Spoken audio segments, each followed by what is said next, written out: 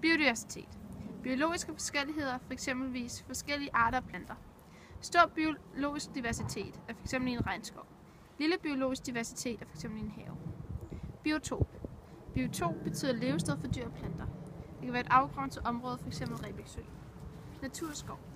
En naturskov er en skov, hvor træerne genetisk stammer fra træer, der naturligt er indvandret til levestedet. Kulturskov. En kulturskov er menneskereguleret. I modsætning til den selvgroede naturskov etableres kulturskov med kunstig såning eller plantning. Fotosyntese. I fotosyntese omdannes CO2 og vand til ilt og sukker ved hjælp af solen. Det sker i grønkornene. Træets opbygning og vækst. I et træ er der vedkar og sikar.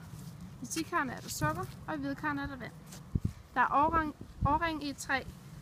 Det kan du se. Så kan du se, hvor gammelt træet er. Hvorfor har vi skov? Fordi vi...